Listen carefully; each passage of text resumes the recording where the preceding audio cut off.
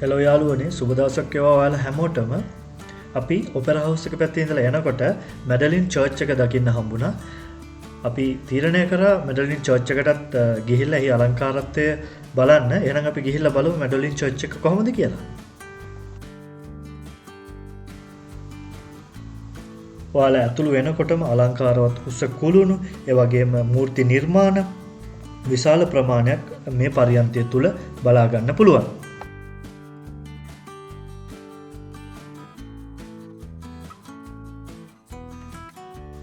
මෙවැනි මූර්ති නිර්මාණ ඔයාලට ඇතුළු වෙන්න කලින් මේක වටේට බලා ගන්න පුළුවන්. අපි එහෙනම් දැන් ඇතුළට ගිහිල්ලා බලමු මැඩලින් චර්ච් එකේ අලංකාරත්වය. ඇතුළු වෙනකොටම පුදුම නිහඬියාවක් ඔයාලට බලා ගන්න පුළුවන්. මෙවැනි මූර්ති නිර්මාණත් බලා ගන්න පුළුවන්. අපි එහෙනම් ඉදිරියට ගිහිල්ලා බලමු දේවස්ථානයේ සුන්දරත්වය.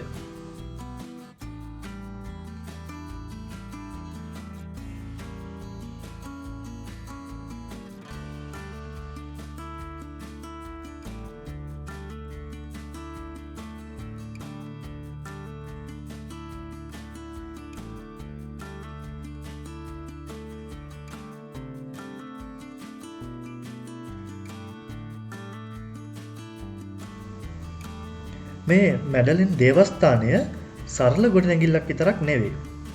මේ දේවස්ථානයේ විශ්වාසයේ වගේම සාමයේ සහ දෙවියන් වහන්සේගේ ප්‍රේමයේ සංකේතයක්.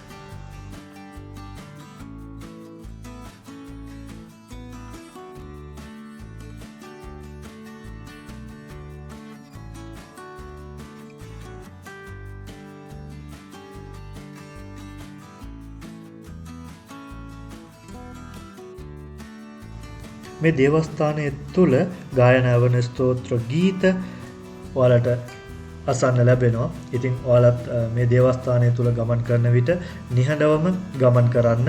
මොකද භක්තිකයන් විශාල ප්‍රමාණයක් මෙහි යාඥා කරනවා, ඇවිත් ඉන්නවා. ඉතින් ඔයාලා මම කියන්නේ යනකොට නිහඬව එහි අලංකාරත්වය අත්විඳින්න.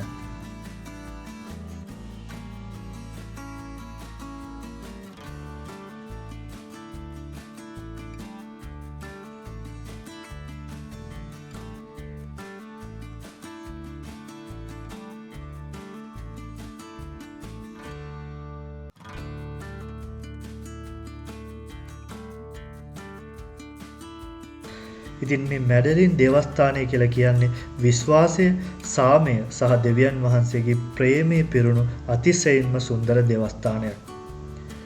ඉතින් මෙහි අලංකාර වස්තු විද්‍යාව සහ ශාන්ත වාතාවරණය සෑම කෙනෙකුගේම හදවතට සංසුම් බවක් ලබා දෙනවා.